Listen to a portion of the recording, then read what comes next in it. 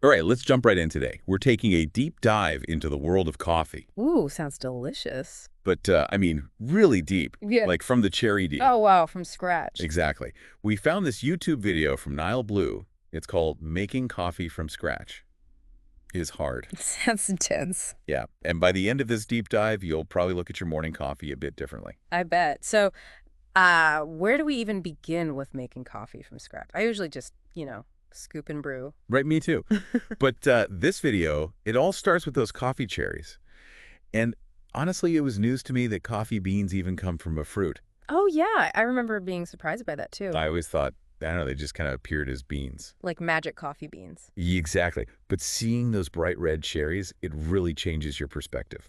Makes you realize how much goes into that cup of coffee before it even gets to the bean stage. And speaking of beans, in the video, they separate the good cherries from the bad ones using water. Oh, interesting. How does Huh. that work? So the denser cherries sink to the bottom, and those are the ones you want. Ah, makes sense. Denser means more, what is it, bean to pulp ratio? Right. And a higher bean to pulp ratio usually means a richer flavor. Interesting. What about the floaters, the cherries that don't sink? Well, this is kind of bummer, but apparently some mass producers use those for instant coffee. Oh no, not the instant coffee. But the YouTuber goes even further, like actually cuts open a good cherry and a bad cherry. To show the beans inside. Yep. And they describe the good cherry smelling like, get this, old grapes. All grapes. Interesting. In the bad one, they just said it smelled like generic plant material.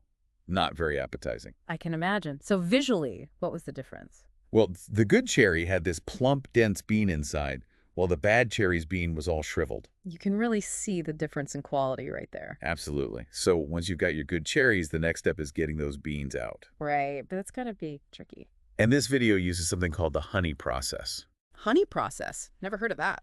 So basically, they dry the beans with the sugary pulp still clinging to them. Oh, so that's where the honey comes in. It's supposed to add some sweetness and fruitiness to the final flavor. That's cool. But drying them, I mean, getting that right moisture level for roasting, that's gotta be a challenge. Oh, yeah. They were using a food dehydrator, but it still seemed pretty finicky. For roasting, you ideally want the beans around 10% moisture. Exactly. And if they're too moist, they won't roast properly. Too dry, and you risk burning them. High stakes. They actually have a special device to measure the moisture level. Oh, wow. Serious coffee tech. So how'd the roasting go? Well, their first attempt was, let's just say it didn't go as planned. They tried pan roasting, The classic method. but the beans ended up burnt and ashy. Not the aroma you're looking for. Definitely not. Yeah. And that's where I think the science of roasting really comes into play. Oh, absolutely. There are a lot of factors that can affect the roast, like the temperature, the time, even the type of pan you use. Right. It's not as simple as just tossing them in a pan and hoping for the best. Definitely not. There's a whole science to it. So, walk me through it. What are the key things to keep in mind when roasting coffee beans? Well, you have to understand those four main stages of roasting. It all starts with dehydration. Dehydration. Okay.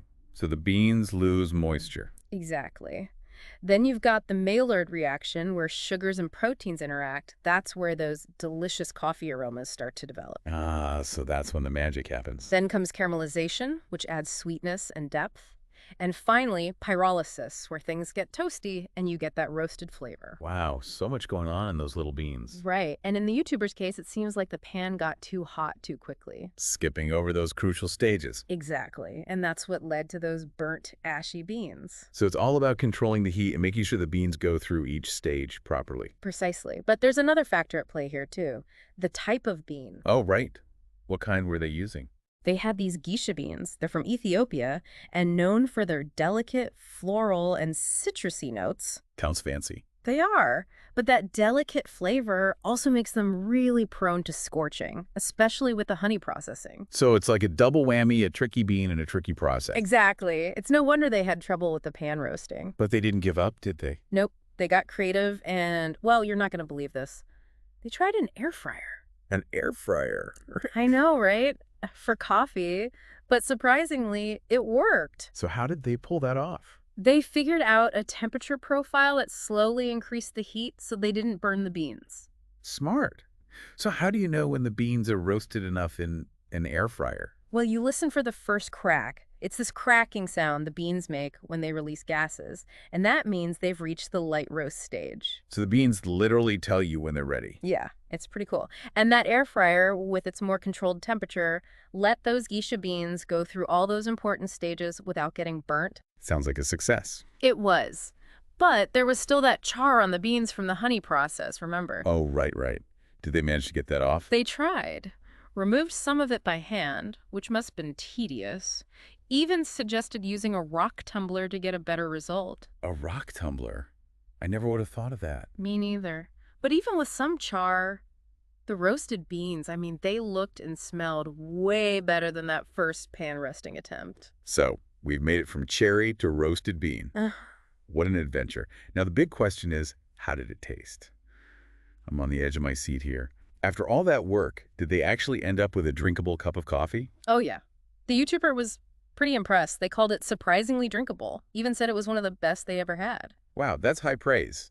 But, I mean, they put in so much effort, right? Maybe they're a little biased. That's true. It's easy to get attached to something you've, poured your heart and soul into. Exactly. But there are a couple of things that make me think the coffee genuinely turned out well. Oh, like what? Well, they specifically mention that it wasn't overly bitter. Had a pleasant, mild flavor. That's a good sign. Bitterness usually means the beans were over-roasted, which, happened with that first attempt. Exactly.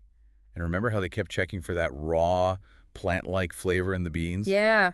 They said it was gone after roasting. So the heat transformation did its job. It did. Those desirable coffee flavors were definitely developed. So the meticulous drying, the air fryer innovation, it all paid off. It really did. I think it shows the potential of home roasting even when you're using, unconventional methods. Right. There's something satisfying about creating something delicious from scratch, even if it takes a few tries.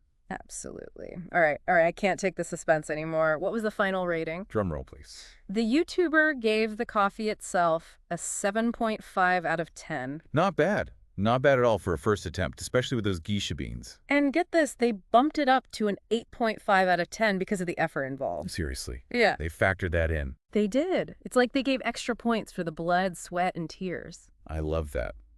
It shows that sometimes the journey is just as rewarding as the destination.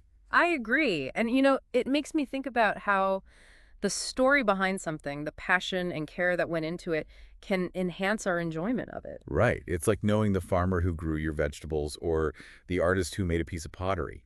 That personal connection adds another layer of appreciation. Exactly. But, let's shift gears for a second. We've got another source for this deep dive. Oh, right. What's next? An article from the Perfect Daily Grind website. It goes into the more technical side of coffee roasting, gives us some more insight into the science behind those 4 stages we talked about. Ooh, perfect timing. I'm ready to geek out a little on the chemistry of coffee. Well, get ready to be fascinated. This article explains that each stage involves these complex chemical reactions. And those reactions, they ultimately determine the final flavor profile of the beans. So, like, what kind of reactions are we talking about? Well, for example, during the Maillard reaction, hundreds of aroma compounds are created. It's no wonder coffee has such a captivating smell. Wow, it's like a symphony of aromas. Yeah. All working together to create that perfect cup. Exactly. And the article really stresses the importance of understanding those different stages so you can, control the roasting process and achieve your desired flavor profile. Like having a roadmap to coffee perfection. Right. And speaking of achieving perfection, they also have some helpful tips for home roasters. Things like bean temperature, airflow, even listening for those cracks. Cracks, those are important. Oh, yeah. They actually tell you a lot about the roasting stage. Like, they happen when the beans reach a certain internal temperature and pressure, releasing gases. And that signals a change in the roasting process. Like beans are talking to you, letting you know how they're doing. Exactly. And by paying attention to those cracks, you can adjust your technique to, get your desired roast level, whether it's light, medium, or dark. So there's a lot more to roasting than I realized. What else does the article talk about? Well, they get into the differences between those roast levels, explain how, the roasting time and temperature affect the final flavor and aroma. I bet. It's amazing how much a few seconds can change the final cup. It really is. And the article, it highlights the skill and precision needed to create those, perfectly roasted beans we all enjoy. So we've journeyed from the coffee cherry all the way to the cup. We have. From hands-on experiments to the science behind it all. A true deep dive. But what does this all mean for our listeners? Well, next time you grab your favorite coffee, think about the journey those beans have taken. From the farm to the roaster to your cup. Exactly. And maybe you'll start paying more attention to, I don't know, the roast level, the origin of the beans, No. or the processing method. It's amazing how much information is hidden in every sip. It is. And who knows, maybe this deep dive has sparked some curiosity in you. Maybe you'll try a new roast, or experiment with different brewing methods at home. The world of coffee is full of delicious discoveries. And we've only just scratched the surface. But hopefully this deep dive has given everyone a new appreciation for the art and science behind that perfect cup of coffee. It really makes you think, all those factors that shape the taste of our coffee. It's a lot to consider, and this Perfect Daily Grind article, it goes even deeper into the nuances, especially when it comes to roasting. Lay it on me. What else caught your eye? Well, they had this great analogy about roasting. They compared it to baking bread. Oh, okay. I can see that. How so?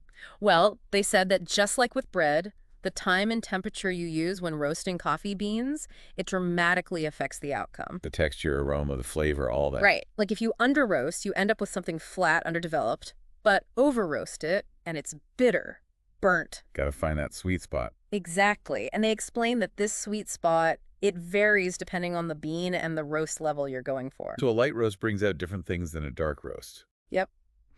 A light roast will highlight the bean's natural acidity, those floral notes. But a dark roast, you get those chocolatey, smoky flavors. So many possibilities from the same little green beans. It's amazing, isn't it? The roaster is like an artist, you know? They're orchestrating all these chemical reactions to create that perfect cup. It really is an art form. And this article, it breaks down that artistry really well, explains how different techniques bring out certain flavor profiles. They even talk about things like airflow and drum speed. Stuff I never would have thought about. Me neither. It's incredible how much goes into it. It really is. Well, we've covered a lot of ground today. We have, from a YouTuber's DIY coffee experiment to the science behind the perfect roast. And hopefully our listeners have learned something new along the way. Maybe you'll start noticing the details on your coffee bags now. The roast level, the origin, the processing method. Or maybe you'll be inspired to try a new coffee shop. Experiment with different brewing methods at home. There's a whole world of coffee out there to explore. That's right. So to all our listeners out there, keep exploring, keep enjoying, and happy caffeinating.